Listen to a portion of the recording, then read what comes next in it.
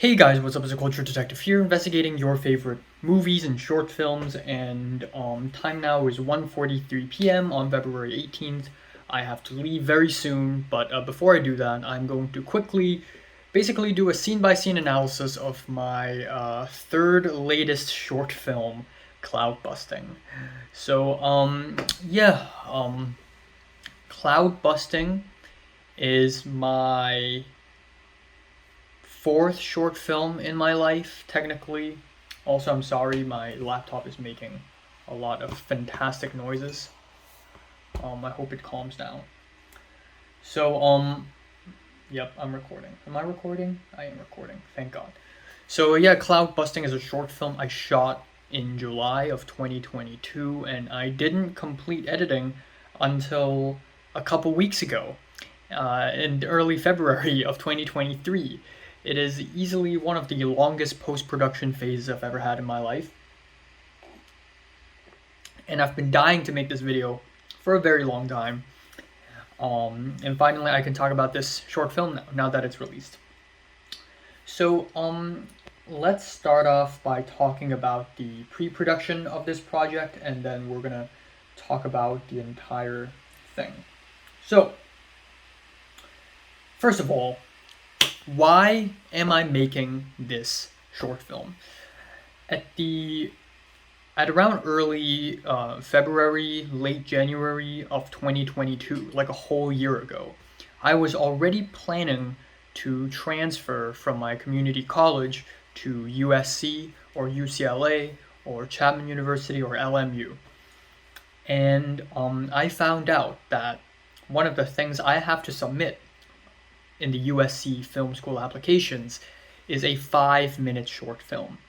And that's exciting as hell, actually, because I have an excuse to make a short film and I could get really creative, I could have a lot of fun. And then, of course, there's the 5-minute limit, so I guess I can't get as creative. But I think the most important thing is that throughout the next 3-4 months, so from February to March to April to May, up until June, I couldn't figure out what the hell do I want to write a short film about. I thought of many things, actually. I have a whole list of story ideas. Oh, I want to do a short film about cannibalism. Oh, I want to do a psychological horror short film. Oh, maybe I should do this and do that and do this and do that. But then it's difficult to fit all of them in 5 minutes, A. B, low budget. I have no money. Okay, I need to think about the budget too. I have no money. How do I make a psychological horror that's low budget? I mean, it's possible, but for my idea, it's really tough. And then another thing is, I just simply can't think of a good story idea. So the only thing that was on my mind throughout the entire first half of 2022 is my own life, is my own story. Okay, I am a Hong Konger who came to LA. I'm acclimating to this whole new culture. I'm meeting all these new people. I'm eating new kinds of food, wearing new kinds of clothes, and I feel really out of place, and I don't know what to do. And I have several small ideas of what my short film is going to be. I want the main character to feel really lost, and he wanders around LA. Maybe the main character has something to do with a temple. Maybe he goes to Chinatown, because I love temples. They're scary and creepy and mysterious, and I really love that. I sort of fell in love with Chinese temples in around summer of 2021. So I want the short film to have something to do with temples. And then I also have an idea, what if the main character runs into his older self? Because one of my short film ideas is called Days, Months, Years. And essentially it is the idea of the main character meeting his older self and contemplating the meaning of his life. And it's a feature film idea. So I have all these small ideas, and I'm like, you know what? How about I just combine them all together? So that's what I did for Cloud Busting. I combined all these ideas together all at once. It's the first time I've made a short film where I basically combined all ideas together, because usually when I come up with ideas for short films, I usually have an idea one day, just boom, and then that's the whole movie. And then sometimes I can't think of an idea for weeks and weeks and weeks. I have nothing, no juice, no inspirations. And sometimes it's like, boom, I suddenly have a movie idea. That's it. But this one is the opposite of that. It's like a small idea here, a small idea there, and then slowly compiling them together into one big idea. Another thing is I'm submitting this to USC, and I usually don't like happy endings. I like short films and movies with sad endings or ambiguous endings. But I feel like to make this a little bit more accessible, I need to give this a happy ending, or at least a positive message at the end. So I have to forcefully make one. So that ended up being Cloudbusting, which is actually a reference to a Kate Bush song, Cloudbusting. Da da na na da na na da na na na na na na na na na na na. And every time it rains and the sun's coming down, it's a fantastic song. And I chose this song as a song title because I just know that something good is gonna happen, and that's basically the whole point of the short film. It's hope for the future. Yeah, I'm gloomy. The main character is in LA and he feels lost and he feels out of place, but you know what? There's hope in the future. Let's go. So that's why I chose Cloudbusting. And then a little bit later, I found out that apparently the lyrics to Cloudbusting mean something else. It's actually about a pseudo-scientist and his father, and sort of their relationship and their trust and how they feel persecuted by the government, which is fantastic lyric idea, but it still works, it still applies. So there goes Cloudbusting. Another thing is I wanted to use a cool aspect ratio. As for a lot of other artsy fartsy film students, we all love cool aspect ratios because art, we're so artistic. Oh, so I wanted to do, because I've been getting into a lot of Ingmar Bergman, so I thought, you know what, the perfect aspect ratio would really be 1.37 to 1, which is the academic ratio. And because I want this to feel like a Bergman short film. I want this to be shot, filmed, edited in a way where it's like, what if Ingmar Bergman is from Hong Kong and is born from 2002? So that's how it goes. So at around late June, I finished the script, and when I finished the script didn't go through that many changes. I made some tweaks and adjustments, and that's version 2. I made a little more tweaks and adjustments, and that's version 3, and that's it. This script basically didn't change at all because it was written so carefully by combining small ideas together. So here we go. Now, after the script is done, now it's time for the most nightmarish phase of the making of this entire short film, and that is pre-production, because pre-production is always the most psychologically damaging. So what happened is I needed to find crew, cast, equipment, and I need a shot list, schedule, and budget. That's the 6 things you need in all pre-production of all projects. That's the 6 basic things you need. So for crew, first of all, my friend Christian, whom I met in my Film 40 cinematography class, he's a really nice guy, really chill. He knows a lot about cameras, and he said he's willing to help me out on a short film. So boom, right off the bat, he got my back. And he also said he has a camera. He has a Sony A6400, as well as 2 lenses, 16 to 50 millimeter zoom lens and a 30 millimeter prime lens. And note that the Sony A6400 is an APS-C lens, so 16 to 50 actually is 24 to like 70. But I didn't know all that shit when I first met him, when I made the short film, so I thought it would actually feel like 16. But nope, it felt like 24, and I was actually pretty disappointed because it wasn't the lens I wanted. Second of all, I really love distortion, like wide lens distortion. Like if you've seen Leon the Professional or any PTA films, or any Wes Anderson films, you would see, this, like the curve on top is a little, the line, all the horizontal lines are a little curved, top and bottom. I really love that stuff. And I thought all wide lenses do that. I couldn't be more wrong. Only anamorphic lens do that. And even some anamorphic lens tone the distortion down, because distortion is generally thought as a bad thing. But I love distortion. I love wide lens distortion. That's like totally my shit, you know. So yeah, it totally did not achieve the vibe. I'm going to talk about the distortion a little later. But anyways, we got Christian. And aside from Christian, there were also a few other people who are willing to help me, including Christian's close friend Lucas, another guy whose name is Neil, and then Eric, who's also another really good friend of mine from the Film 40 class. Now, the actors. This is the part that really nearly broke me. So, I knew finding actors for the short film was going to be tough because I wanted actors who can speak both English and Cantonese fluently. And, I mean, LA has a lot of those people, but for some reason it's very difficult for me to find them. So first of all,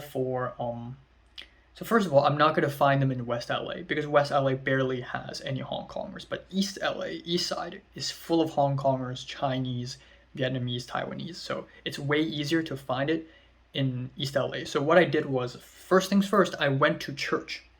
I went to my church in Chinatown and asked people. I asked people if they can help me find a young person about my age, kind of looks like me, maybe, who can speak Cantonese English. An old man, about 50-something, 60-something years old, who can also speak Cantonese and English. And then a middle-aged woman, maybe 30-something years old, who can speak Cantonese.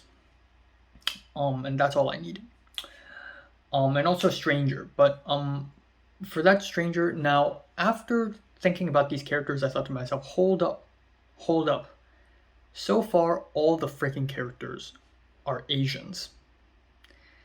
And I realized that if I were to be diverse about things, if I were to be inclusive about things, I would like to have a non-Asian character in there, maybe a white guy, maybe a Latino, maybe a black guy. So I thought, you know what, screw it. One of the crew members will play an actor, sort of simultaneously. And so that's the plan.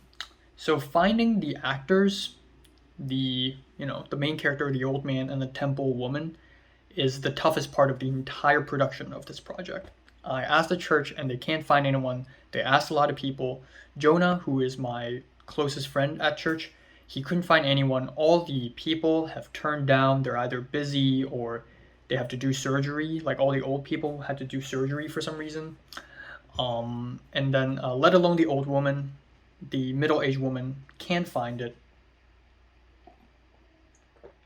And I was really running out of options. I didn't know where to look at all. At some point, I was able to get the contacts of a couple numbers. I asked another person who's also from the same church.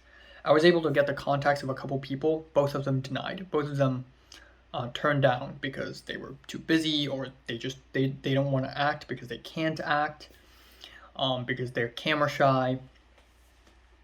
So I didn't know what to do, so I turned to another church. There's a church in West LA as well, albeit way smaller, because again, the number of Hong Kongers in West LA is far fewer than in East LA. But I went to the church in West LA and asked the pastor, and he said he doesn't know anyone, but he knows someone who also works in film. And so here we go, the Hong Konger woman who works at a film production company.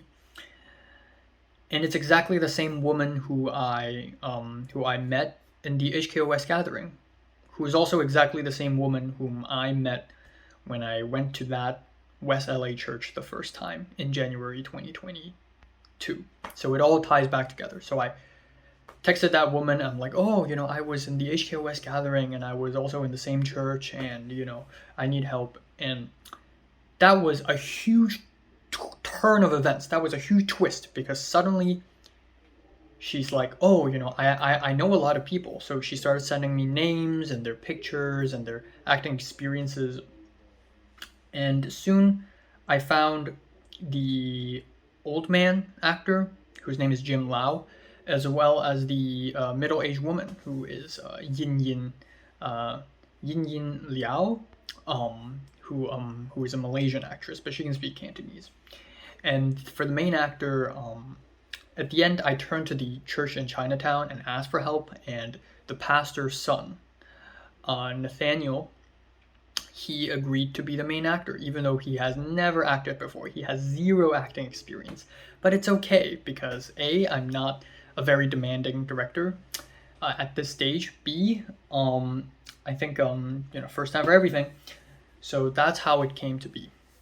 Now, simultaneously with all this crazy casting stuff, I and Christian went to Chinatown in early July to essentially do some location scouting. We found out every single spot that we're going to film in, how the scenes are going to be, how the setups are going to be.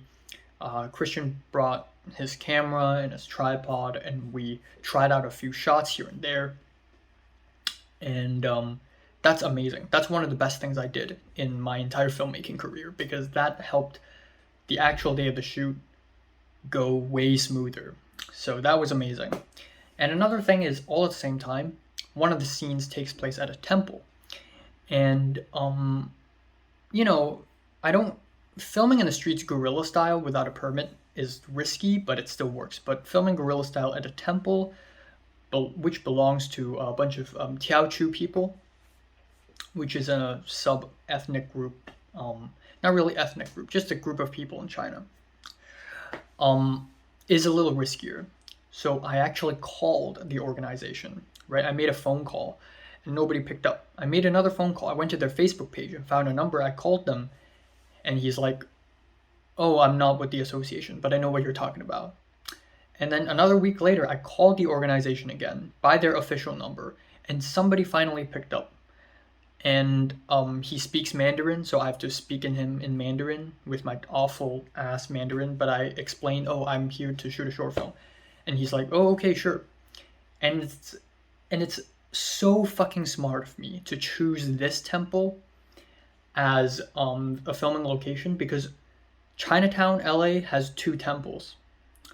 And one of them is Tinhao Temple, and that's super touristy, really big, really fancy. The other one is the one we filmed at, the Guandi Temple. No one goes there. No tourists, basically an empty place. So filming there is really, really advantageous for me. And also, it attracts more attention. And that's kind of what they want, really. Okay, so here goes the production. On July... I forgot what day exactly it is. I think it's July 3rd or something. Shoot. Alright, so on July 6th, we actually did it. Me, Christian, and other people went to Chinatown and filmed the whole thing all at once. It's a one-day shoot for 6 hours. And just 5 people, and that's it. Now 5 people because originally Lucas and Neil and Eric will show up and help me, for the lights and everything. But Eric couldn't come, and then the other 2 overslept, and they didn't fucking show up. And at that point I was too tired to get mad, but it was kind of outrageous actually. So I was like, how about the mic? How about the lights? What are we gonna do? So Christian told me that he could actually rent these LED lights, but because yesterday he was at work, so he couldn't do that. So we have no lights. But it's okay because most of our scenes are in broad daylight, so we can use natural light. It's fine. But yeah, it definitely won't look as good. And another thing is the mic, which is where the biggest problem of this short film lies. We don't have a boom mic. We don't have a boom pole boom mic and a Zoom sound recorder. So Christian brought his own mic. He has a shotgun mic, a Rode shotgun mic connected to the camera itself. So it's not a separate audio recording. It's just camera recording, but better. So obviously I wasn't really satisfied with this, but there's literally nothing I could do. And also, at first I thought, okay, at least it's better than nothing. But turns out the shotgun mic really is a terrible idea. because of the wide shots, because of how many wide shots I use. So the shotgun mic is connected with the camera. So in wide shots where the actors are really far away, I can't bring the mic closer because the mic is literally stuck with the camera. So now they sound really quiet as fuck, and there's nothing I could do. That's why I fucking hate shotgun mics attached to the camera. I'll never, ever in my life accept that anymore. I'll never do that. Okay, so let's go through scene by scene. So we shot the whole thing chronologically. At around 7 a.m. we shot this, the opening scene. Also, as you can see, if I'm recording, so if you see this and you look at the effects, I actually what? Oh, never mind. I didn't do that, but as you can see, it's a really nice symmetrical shot. You know, I'm slowly developing my style in this short film. Like in Dreams of an Empty Street, it was kind of like an ENOCH LAI style, right? With the fast edits and the purple colors, but it wasn't exactly me, you know? So, but in this short film, you can really feel like it's made by me because of how many still shots and the symmetry and everything. And my attention to detail with the colors. Another reason why I chose Chinatown is because I love the colors of Chinatown. Chinatown is like the white man's fantasy of what China looks like. It's really colorful. The buildings are kind of quirky. And I thought it actually somehow works out as a filming location because it looks good. And I love the greens and the reds. But yeah, you know, we have the main character. He goes through the door. He couldn't find his keys. And then here's the title card, the classic wipe up. And he's like, oh man, and then he just walks away. Yeah, we did this take like 7-8 times because this is the first time Nathaniel, the main character, has acted. And even though there's no dialogue here, that actually makes his acting even more challenging because he needs to act the way I wanted him to. I want him to essentially act like me, but of course I didn't say that. I wanted him to be less cartoony. When he found out that he lost his keys, he was like, it was like this. I don't want that. That's not my style. I want him to be like, I want him to be more subtle with his facial expressions and his body language. And then I have to be nice at the same time. I don't want to be like, your acting sucks, you know, because he's a little older than me. And after all, he's the pastor's son, you know. So we did like 7-8 takes of this, but we were still in schedule, you know, and it's a very simple 4-shot scene. So there's that. Okay, second scene. We got his shoes. Okay, so even at this moment, it sounds fine. It doesn't sound terrible. Yeah, it sounds fine. Maybe a little traffic, but it's okay. And then now, okay, it doesn't sound like a lot because I audio gained minus 13.4 decibels. Like if I do 0,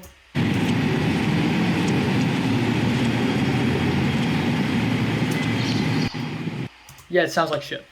So it was extremely noisy suddenly. So we walked from, okay, so here I got the map pulled up. So our first location was actually somewhere,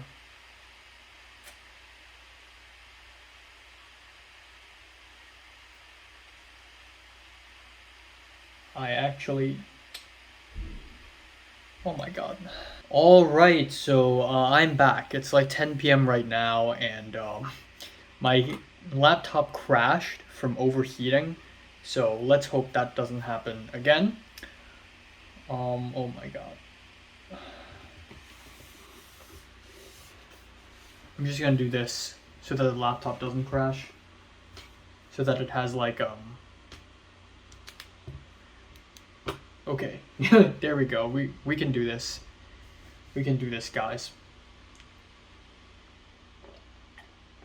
So let's talk about the production of this short film. So on July 6th, 2022, me, Christian, and a few others went to Chinatown to do this short film. And we shot the whole thing chronologically, so as you can see, this is the first scene. The main character walks into frame. He checks his pockets to find his keys in front of his apartment door. He can't find it, and then the title card comes out, and then he turns and he walks away. Very simple for four-shot opening scene right here. First of all, I want to say that this is a short film where I could finally really display my style. Back in Dreams of an Empty Street, it's still, my style, I guess, with the choppy editing and the purple and the female demons and whatnot. But it wasn't exactly my style either. This is so much more me, This is so much more me because, you get the still shots, you get the symmetry, and, this is much more ENOCH LAI-ish. So that's really cool. When we filmed this take, Nathaniel, the pastor's son, he's the actor for the main character, and we did like 7-8 takes of it because his acting is just not very good. And I could totally understand why. He's never acted before. This is his first acting gig. Yeah, and he doesn't act like the way I wanted him to. I wanted him to act more subtle and nuanced. So when in the first few takes of him finding out that he doesn't have his keys in his pocket, he was like this, and it was kind of cartoony. But in my vision, it was more like it was more like that. It was more serious and solemn and less cartoony. So I really did this take a lot of times to get it right, but eventually he got it kind of right. It wasn't exactly perfect, but it was kind of right, and we're on schedule, so we moved on to the second location. So I and Christian found this location. Okay, so this is the map of Chinatown in LA. So we found this location almost miraculously. I think it was, hold on, where the heck is it? Oh, hold up.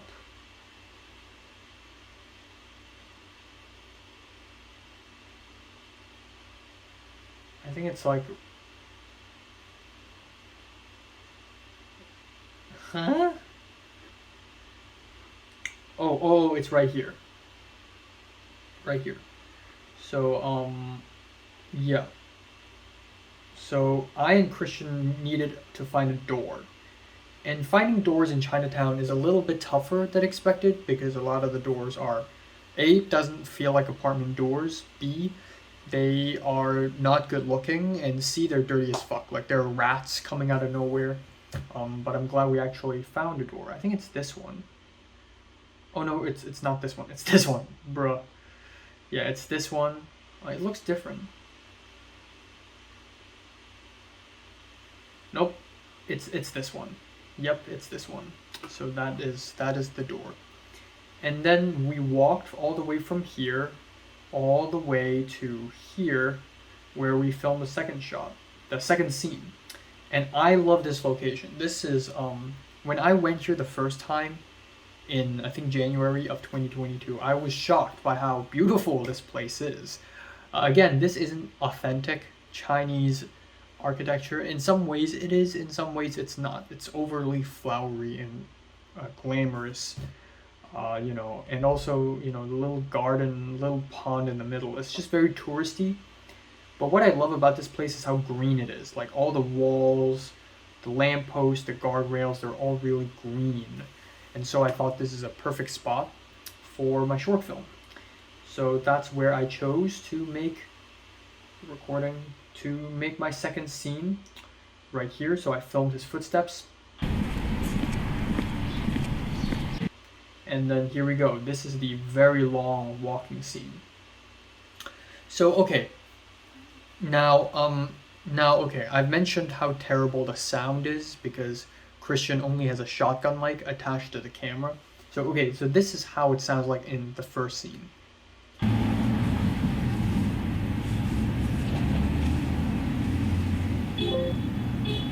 okay, right? This is the second shot. Okay, I actually set the audio gain to minus 13.4 decibels, but let's set it to 0, the original sound.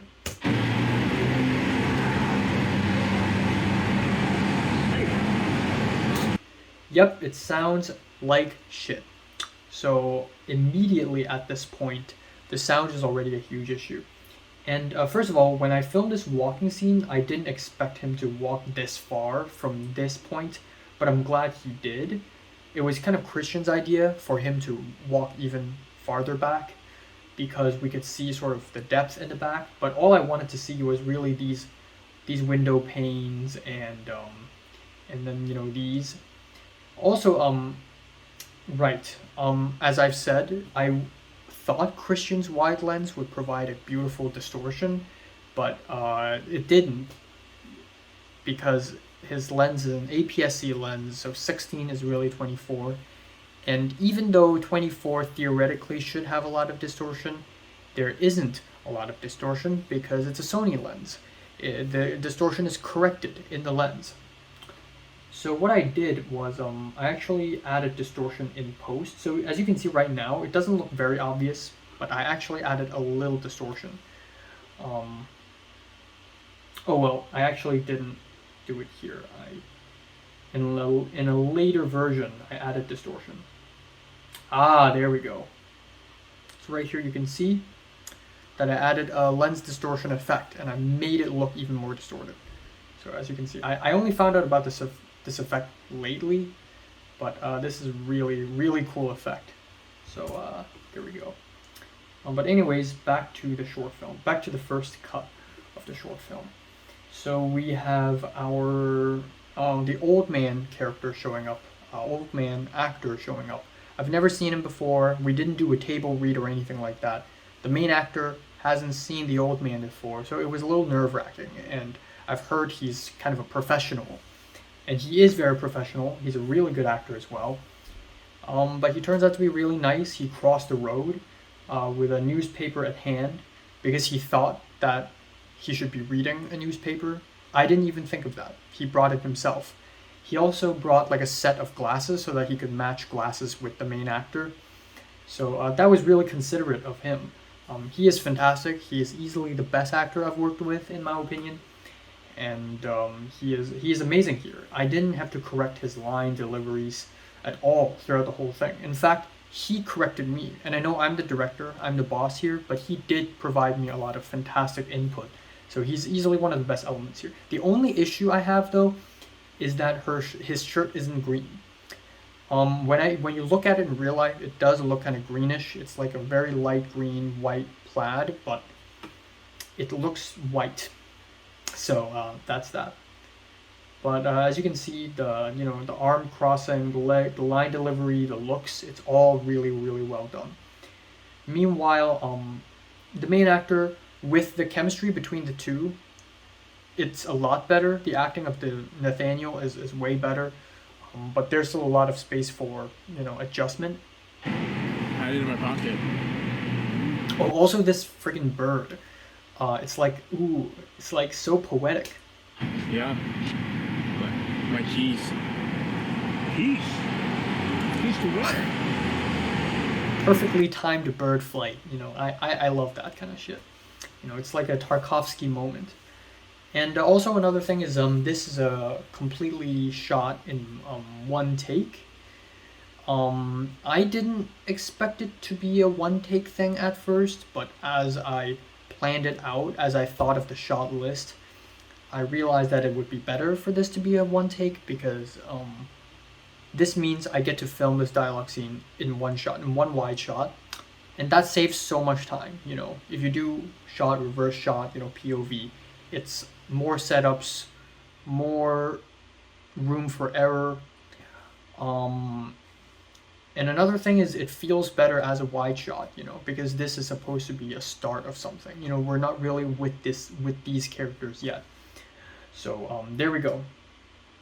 And then here we go. Okay, at this point it was around 7:30 p.m. ish, and the sky was still kind of cloudy. And then, literally half an hour later, boom! The sky is suddenly super sunny and shiny. And it also sounds absolutely awful. It sounds even worse because we're right beside a big major street.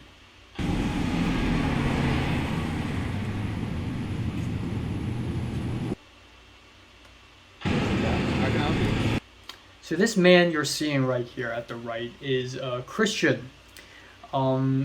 Christian, the guy who is the DP to my short film.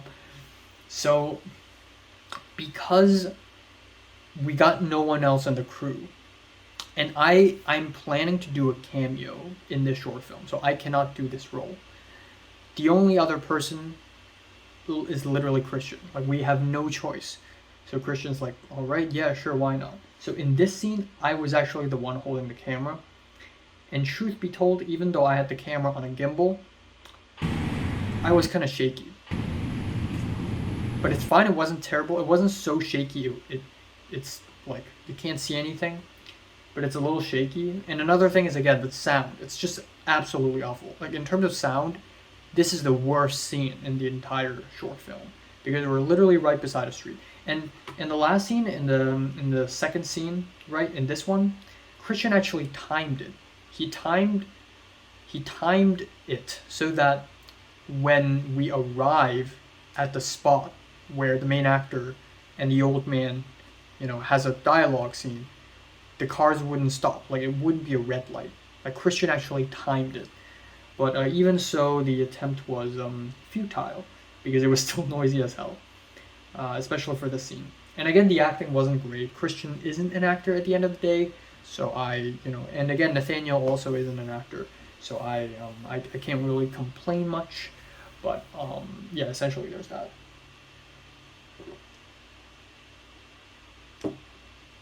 So yeah, right here in the second scene, the old man basically asks the main character, what are you looking for? And he's like, my keys. And the old man's like, okay, come on, go, sure, look for your keys, sure. And it sort of sets a precedence for the later scenes, right? And then we have a stranger. One thing I thought I did not so well for the short film is I have too many strangers. Like, throughout the whole short film, the main character just runs into people, like a stranger here, and then another stranger in the temple. Like, just, they're all strangers. Like, there are no familiar characters, and these strangers sort of explain the plot and our plot devices, and it's kind of lazy writing in my opinion. So I definitely need to improve upon that. But in here, essentially, we have an excuse for the main character to walk into the temple. So this is where it starts to get weird for me, because I want the main character to go into a temple, but usually if you walk backwards, if you backtrack to look for your keys, as if you dropped them, you wouldn't go to a temple. So to give the main actor an excuse to go to a temple, a stranger needs to tell him, hey, a janitor picked it up and went to a temple. I saw someone picking up stuff around here, like maybe a janitor. Janitor?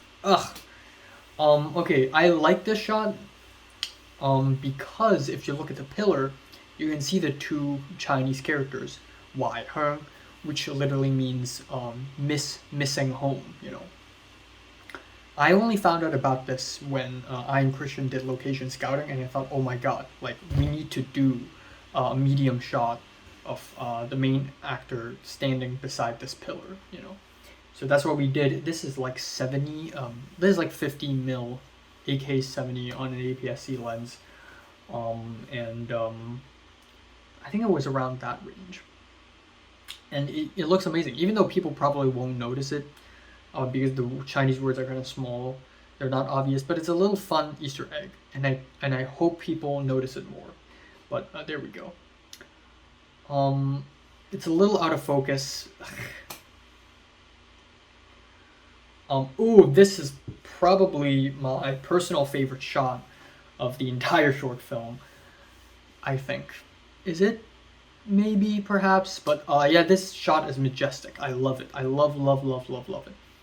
I thought of a wide shot of him turning around and seeing the temple. But my when I visualized it, it's basically, you know, the main character really small, and in front of him is the gates of the temple. So sort of like that, you know, sort of like that. But of course we can't film in the middle of the road.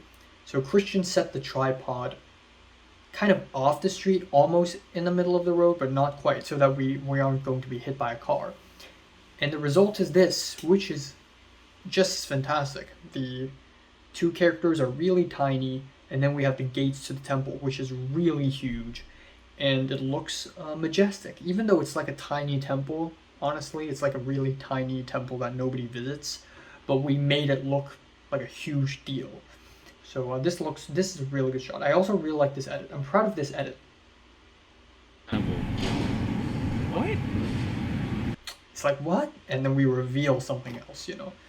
So this is a good edit. So now we have scene number 4, where he goes into the temple.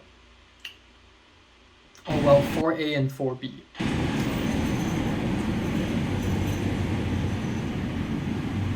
He walks. As you can see, I didn't apply any distortion. Yeah, I didn't, but I made it more distorted later. So the old man comes out of nowhere. Don't go into the temple. And tells him to not go into the temple. You know, sort of like one of those cliche scenes in movies where it's like an old man advising you, oh, don't go there, don't go there.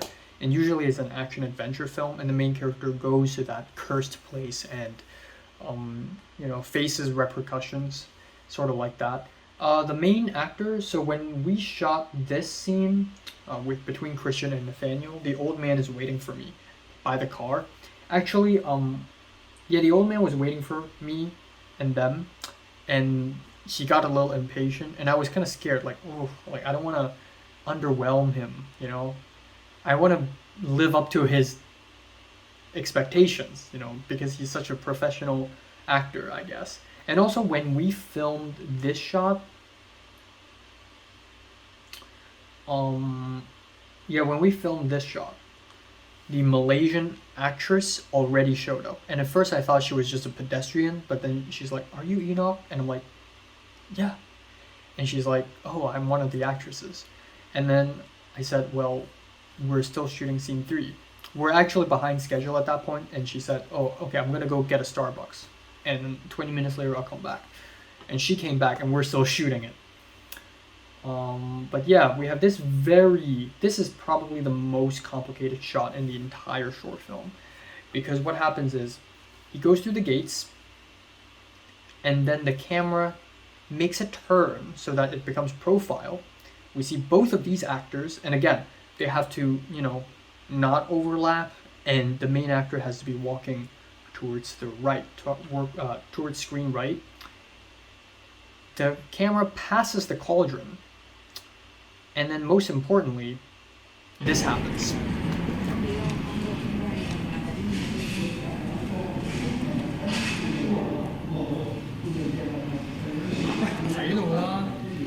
So yeah, yours truly, Mr. Enoch Lai, has shown up. So we filmed this shot like 2 takes. So let's see how many takes we actually did. Oh, you can actually see it here. I love Adobe Premiere Pro. I've been using Adobe Premiere Pro all my life. Not really all my life, but you get the idea.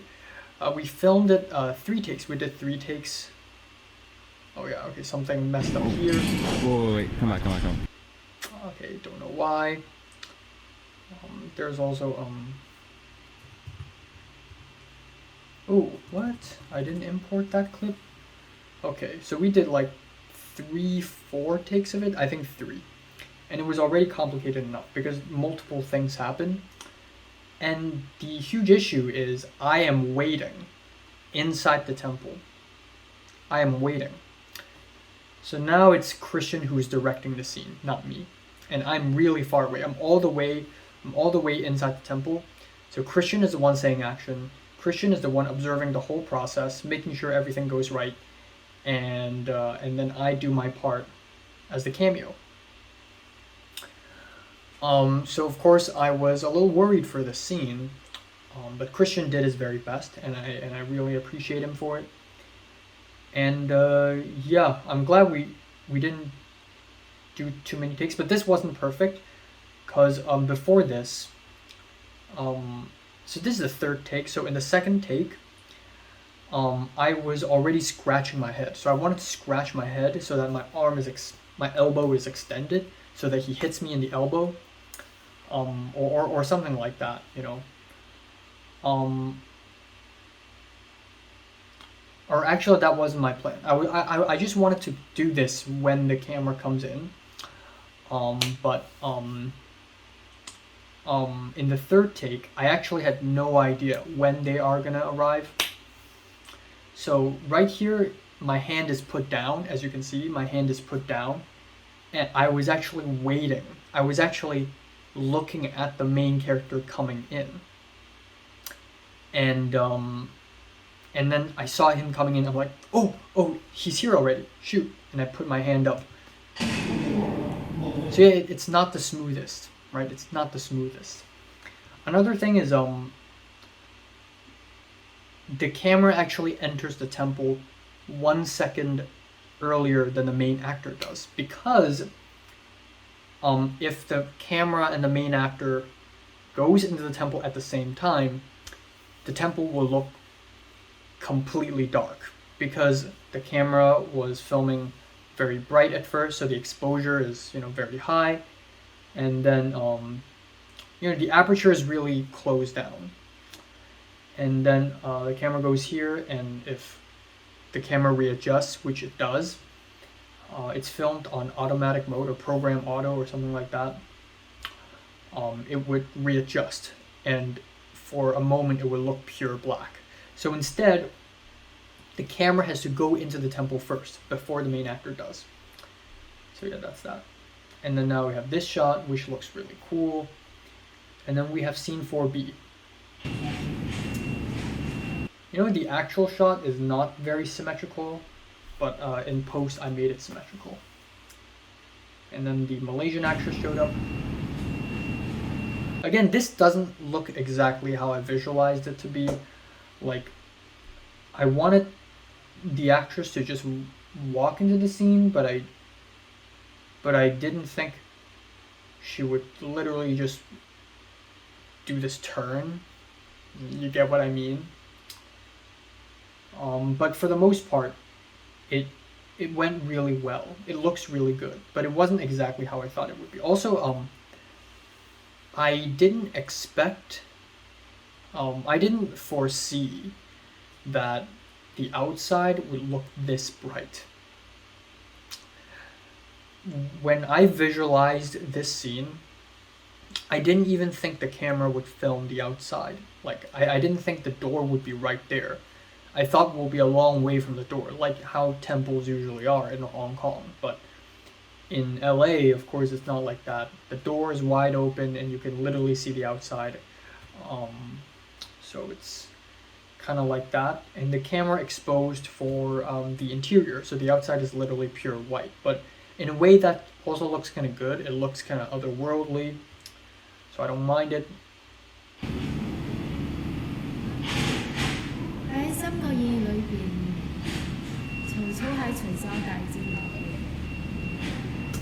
So yeah, the Malaysian actress. I wanted a middle-aged Malaysian actress, and she looks way younger than I thought she is, but she's good at it. She really memorized all the lines. And another interesting thing is, when she asked me how to do these takes, she actually spoke to me in English, but then, of course, when saying these lines, she spoke in Cantonese.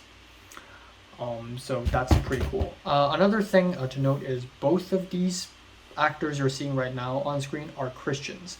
So they were actually not very comfortable being in a temple, and I could totally understand why. Like, my parents also hate temples. But both of them gave their best. And then we have this shot of Guan Yu. And I'm kind of unsatisfied with this shot because I didn't expect him to be so tall. So we couldn't set up a tripod and just put the camera there and film it. So what we did was, so there were two tables. There was a table right beside Guan Yu. There's a small gap, and there's another table, like the offering table. So in this small gap, Christian held up a tripod. and basically pointed the tripod at the statue. So that's why it's very shaky, because Christian is holding the tripod because this statue is too high, too tall. So it was kind of shaky, and I really didn't like it. Yeah, and then we have these insert shots of oranges, this, and some flames, which I really love. The orange shot, it looks like nothing is moving, but the flame one's really good. And then we have the matching shot where we have, I guess in some ways, the climax of the short film. Not really the climax, a turning point perhaps, where the main actor's face melds into the statue. And for that, I actually had to zoom in a little closer. So this is, yeah, I had to zoom in a little closer so that I could match it. But yeah, I found out about this effect and I freaking love it. It's additive dissolve, and I forgot what did I do. Oh, I just made it less opaque, I think. Holy crap. Yeah, so oh yeah, I didn't, it's a gradient wipe, and I didn't transition it fully. So if it's fully transitioned, you know, it's like 30%. So it looks like they're superimposed. Like I went to a lot of YouTube videos to search how to do superimposition, but then in post-production, I'll talk about that later. So we have the coughing, falling, choking scene.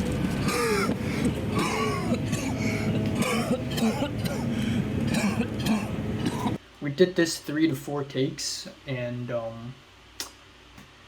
yeah, the choking and the coughing wasn't exactly how I visualized it, but and also again, because of how this temple is laid out, there's a huge entrance where there's a lot of empty nothingness because it's actually a car park, it's a parking lot, and usually temples aren't like that, and I didn't visualize that. So I thought my original idea is the main character runs out, coughs, and then the old man is literally right beside him. But in this scenario, you can't do that. He runs down the stairs, coughs, and he still has to walk a distance to find the old man. So what I told him to do is he has a hunch. Oh, the old man is here. That's really good. He did this hunch thing at first, and it wasn't convincing, and Christian's like, you know what, let's do another take. So we did another take where it's like he has a hunch that the old man is here, you know, and he's still like painful in the chest. That was his idea. That was Nathaniel's idea, to still be painful at the chest, you know. So he walks, and also if you look closely, you see a bunch of bags here. Those are our bags. Christian's bag, my bag, Nathaniel's bags. Yeah, I didn't think that through. But you know what? Screw it. It's a minor detail, but there we go. Those are our bags. And we even jokingly said, oh, the old man could also be a security guard. You know, he's like, I can credit him as security. So there is that. Okay, now for the final scene. Who are you? Answer me first. What are you looking for? Oh, jeez. Don't lie to me. Yeah, so we filmed this. This scene is the final scene we shot, but we didn't film all of this chronologically. So first of all, this incredibly long dialogue scene, really, really freaking long. Both of them did a good job memorizing the lines, and the old man actually changed my lines and added some and subtracted some, which I don't mind. It's still in the spirit of my short film. It still works, so I don't mind at all. But yeah, so this is also really complicated. Like when I wrote the final scene in my script, I made a bullet point list of the list of things that happens in this one dialogue scene. So there's a key, and then there's a realization that the old man is actually him in the future, and the key is gone, it doesn't exist, and there's a stacking, and then the main character turns back and sees Hong Kong, and then turns back and sees LA, and then there's a final bit where the main character is like, oh, will I have a girlfriend in the future? And then there's the final scene where they hug. So there's a lot of stuff happening in this one dialogue scene. So first of all, this is the key scene. Take it. It's yours. You want to go home? Feels nice. It's smooth key scene. That's really good. That's my key, by the way. Home, right? Yeah, but Okay, so this is the rubbing the wrist. I wanted the old man to make a hand gesture or something to sort of give the main character the idea that, oh, they're the same person. But I forgot to tell Nathaniel to do the same hand gesture. So what happened is when we filmed this shot, I think,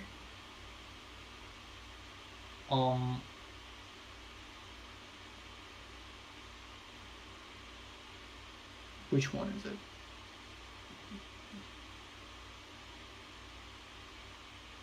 Yeah, when we filmed this shot, I actually planned to tell Nathaniel to do this, but I forgot to do that.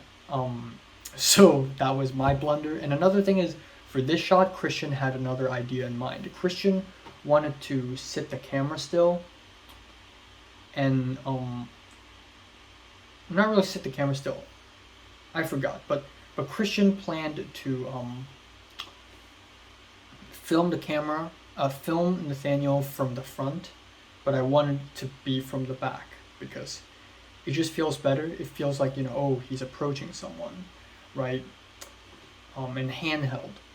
But oh, I think Nathaniel was actually doing this movement in front of in the front, but I couldn't see it because, you know, I was behind him. Okay, but anyways, back to this dialogue scene. Went pretty well. There's a stacking scene. This might be my second favorite shot of the whole thing. It's just his head. But there's just something so HD about it for some reason. And it's just, I don't know, I stole this scene from Pastoral to Die in the Country. Like, I stole this shot idea from that movie.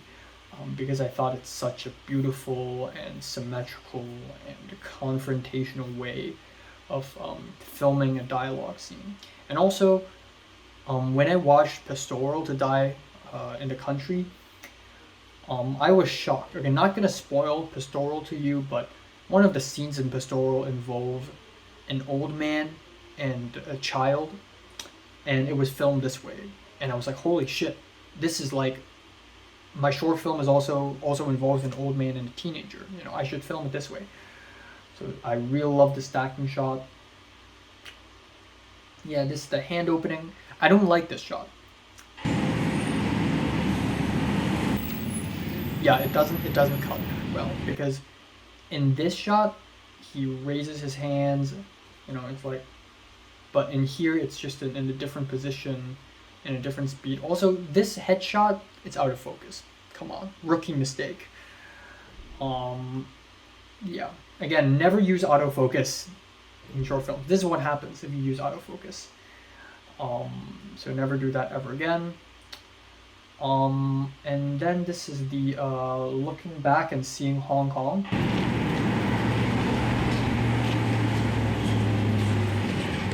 It's good that I have experience when it comes to editing.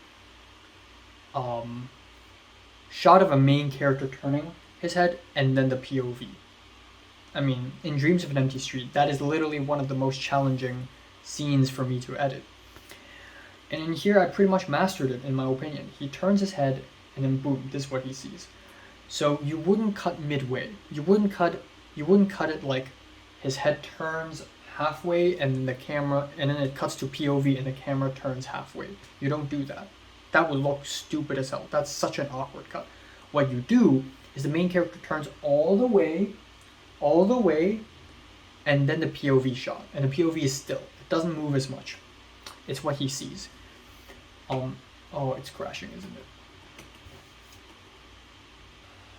So yeah, my laptop crashed again. It's I love this laptop. All right. So yeah, this is another really cool moment. I showed this short film to Pepper. The first person to ever see the short film, aside from me, is Pepper. Actually, Pepper saw the rough cut of the short film, and when she saw this part, she was like, "That's cool." So hey, I got a girl impressed. I impressed a girl with this short film. But I shot this shot way later, in August of 2022, when I went back to Hong Kong, and um, I was with Chunhua. I'm gonna call him Chunhua. That's not how I actually call him, but that's how I credited him. That's his actual real name. When we were filming My Bloody Valentine, before before we shot My Bloody Valentine, we shot a couple of shots. We went to this street. We went to a few possible spots to film this shot, but of course, at the end of the day, the street that's big enough, that is close to the place we're filming My Bloody Valentine, is this place, which is Nathan Street. So that's that. We also filmed a car passing by to contrast the car passing by right here. And then we went to another spot where we get to look up. This is shot profile picture off. I wish it wasn't, because now the side of the building is pure black and the sky looks extremely bright for some reason. Yeah, hey, at least I got it to match sort of the same shape. So that sort of worked out. 你不如對自己誠實啲好唔好？其實你跟 The focus hunting. 啲好唔好？ God damn it, man. And this is the old man lecturing. You know what? I'm gonna switch to the one where I added the subs.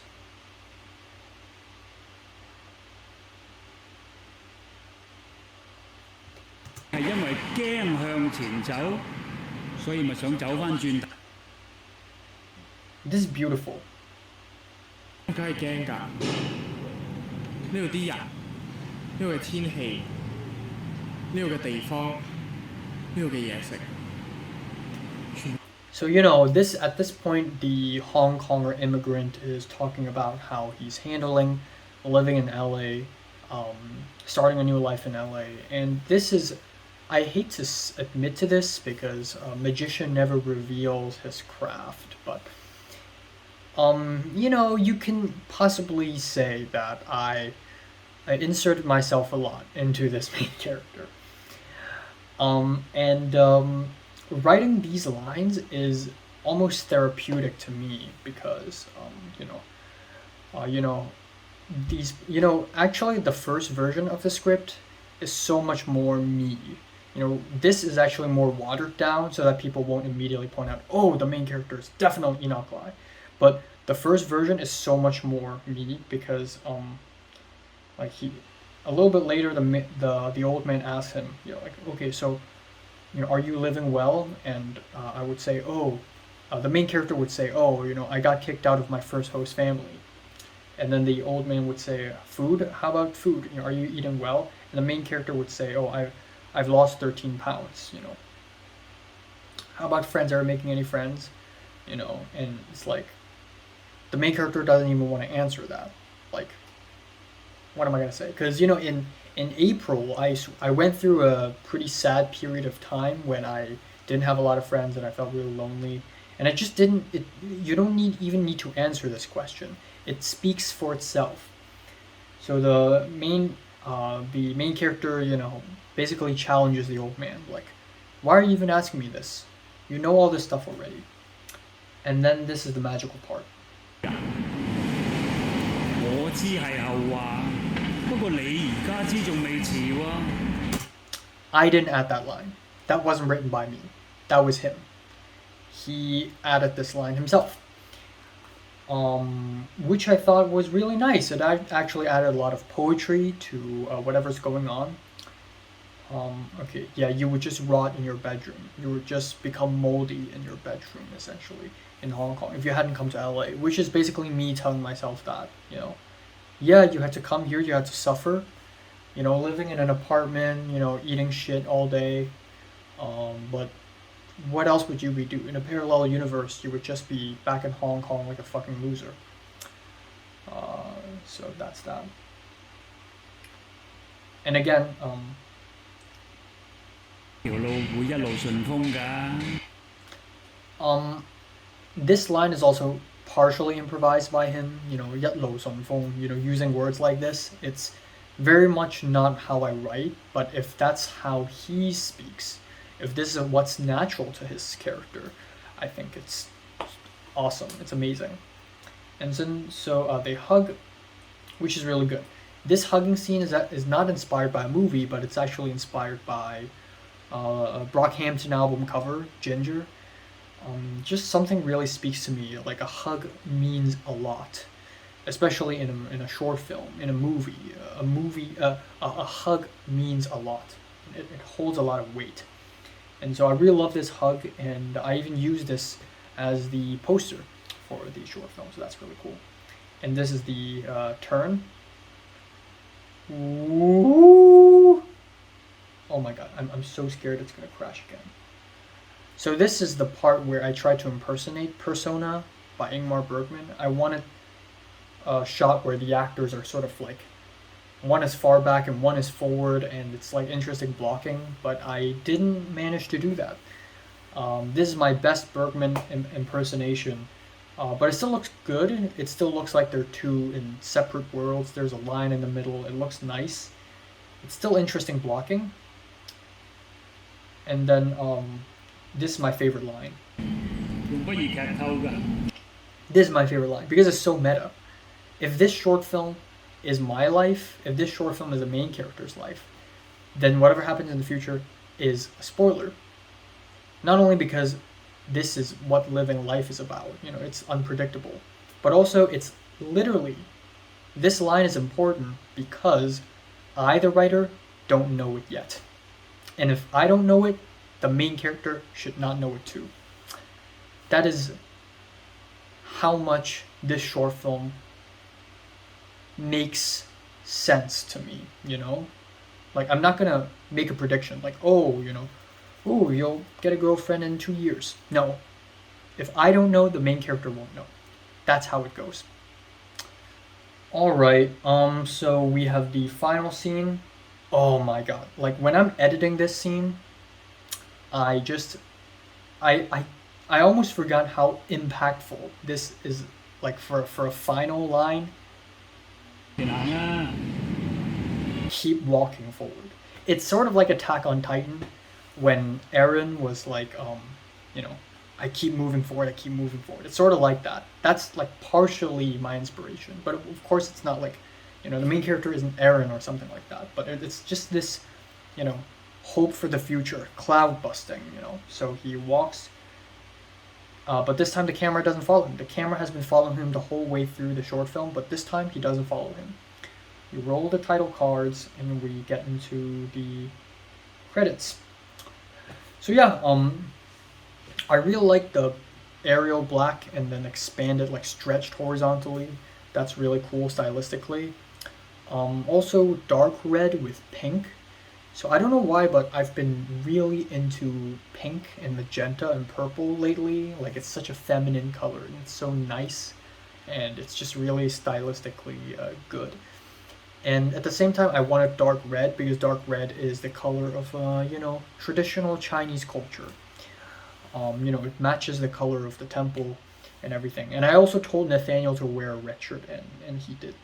So I thought, why not have the color palette of the end credits be dark red and pink? That would look nice. And it's such an unconventional color palette too. Like, a lot of people are like, dark red with yellow, or dark red with green, ooh, complementary. But no, dark red with pink. Think outside the box. So now let's get into the post-production a little bit.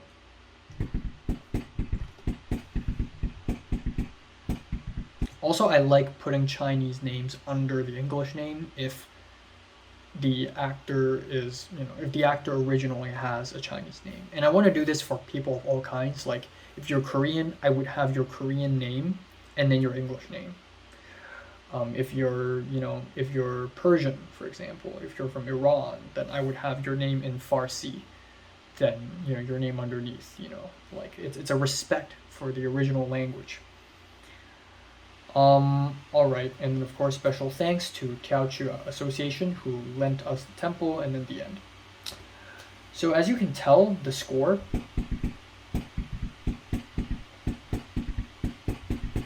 it's actually made with this mic right here. I used this mic to record the score. Okay, so here's what actually happened, right? So Lucas, Christian's friend, agreed. So he overslept and he didn't show up on the day of the shoot. But it's okay, we managed to pull through, right? And even after the shoot, I forgot to mention what happened after shooting this. After shooting this, it was around 2 p.m. The short film wrapped way earlier than expected. We all predicted that it would wrap around 4 p.m., but it ended way earlier. Everyone's happy, and I treated everyone to dinner. $64 at a restaurant called Hop Wo. So we filmed the Guandi Temple where? We filmed it over here, right? We filmed it over here.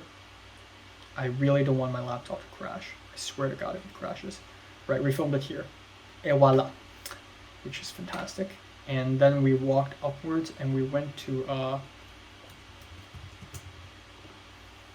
Hop Wo BBQ and Seafood Restaurant, which is a restaurant that the old man frequently goes.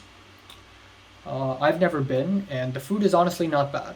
The orange chicken is but the vegetables, they're really good. And it's also very funny because after I went there, I thought to myself, oh my God, like, I bet Christian has never encountered so much Chinese culture before in one day. All right, let's wrap it up. I'm running out of storage space. Yeah, but we had dinner, we had lunch together. It's $64, and then the budget of this short film is actually, not even kidding, $69 US, because it's $64 for the lunch. I treated me, Christian, Nathaniel, and Jim Lau, but it's also $5 for the reimbursement for parking for Yin Yin. And I asked Jim Lau if he wants parking fee reimbursement, and he's like, no, I'm good. So it's $69. Okay, I filmed this last night, but I deleted it somehow, so I'm gonna film it again. But and by filming this last night, I don't mean like I filmed it with the commentary video itself. I wanted to add something. Okay, but anyways, I'm gonna add it again. So I forgot to talk about a couple of things about Cloudbusting. The first of which is about the premise of the short film. So after watching a few films, I realized that a lot of very immediate, quick, entertaining films also have one thing in common about their stories, and that is the main character runs into something that they have to immediately solve, like an inciting incident, but a very immediate inciting incident, something that the main character has to do.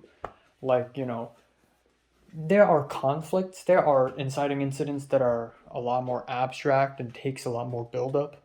And then there are inciting incidents that you immediately get. And I need something like that for my short film, because otherwise I wouldn't be able to hook USC fast enough. So I immediately thought of losing the keys to the apartment, because that actually really happened to me. Back in January of 2022, late January, I lost the keys to my first host family's house, which was a very crazy incident for me. So I felt really clever that I'm able to turn that experience into a story idea. Second thing is about the scene where the main character's face melts into the statue's face, Guan Yu, the statue. This is one of those really weird, abstract, left field moments in a short film that I don't want to provide any explanation for, because it's just, I want the audience to come up with interpretations themselves. I have 3 interpretations in my head, and it's amazing because that is the power of cinema, and that is in the art of cinema, the storyteller doesn't have to explain everything, and sometimes it's up to the audience to interpret it, and to interpret it. And what's awesome is that before I shot this scene, I had one way of interpreting it. It's not the right way, but it's my way of interpreting the scene. And then as I'm editing this, I came up with 2 more interpretations to this scene. And it's awesome. And I feel like if I rewatch my own short film in the future, I'll come up with a 4th and the 5th and the 6th interpretation, and more interpretations will come up because that's art. Like, even I myself, when I made this scene, when I wrote this scene, do not fully understand what it means. Even the writer himself does not understand it fully. And I let the scene itself manifest a meaning. The meaning constantly grows and expands, and that is the power of cinema. So I invite the audience to think of a meaning of the scene themselves. So there's that. I will not be providing any explanation for the scene. Okay, so for the score, I thought, okay, you know what, Lucas, at the end of the day, Lucas is a film score guy. So I asked Christian to give me Lucas' number, and I texted Lucas at around September, October of last year, and Lucas was like, sure, I'll make the score for you. So he actually, he was such a slow responder, and I totally get it. He's busy, I'm busy too. But he doesn't reply until weeks later. Until late November, he finally came up with a score, and he sent that to me over text. But here's the thing, I use a fucking Android. It's so overly compressed, I can't hear anything. And then I asked him to send me again over Google Drive. He didn't respond at all. And at the end, I'm like, you know what, fuck it, I'll make the score myself. Besides, I don't need any complicated score, I just want this. That's all I need. I want to imitate the hand drums on the actual Cloudbusting song, so I did it myself. So I literally knocked on the table. I went back to Hong Kong again in the winter, and one day I just knocked on the table and filmed it. And then a little bit later I realized it still sounds like shit, so I went back to LA, like literally early February. I re-recorded my score for the short film. It sounds like a kick drum, but it's not a kick drum. It's me using my knuckles to knock against the mic. And I thought of this because I was inspired by Flying Lotus and Kendrick Lamar's Never Catch Me, where there's a beat drop and the beat drop sounds like my eardrums are being tapped on. And I thought they recorded it by literally knocking on the mic. So I literally knocked on the mic and it sounds amazing. It sounds like nothing and it sounds like amazing. So that's that. And as for the coloring, shout out to Cliff. He didn't color any of this. He colored it before he went back to Malaysia in December, but he thought it was a final cut, so he basically gave me the MP4 file, but I wanted a LUT. So he went back to Malaysia, he came back and he sent me the LUT, and it was all right. So yeah, it was all right. The LUT was all right. It was a little too warm. For the MP4, it was a little too warm, and then the LUT he sends me, it's a little too overexposed. But I really appreciate his work, and this is filmed in Rec 709, and he usually color grades log footage, so I understand why he finds it difficult. So the 10-minute short film, it's completely colored by me. And again, coloring Rec 709 footage is really easy. Just white balance it, turn up the saturation, make Nathaniel's shirt even redder than it originally is. Boom. Also, I spent a couple weeks EQing the footage, like doing parametric EQ. Like all this footage, you can see I added so much, like parametric equalizer. I did a dehumming. Like almost every piece of footage I did, like bypass, like fucking. I was so worried too because I didn't know how to do the sound. I was sort of stuck in this when I was doing the post-production. Like this, I did FFT filter.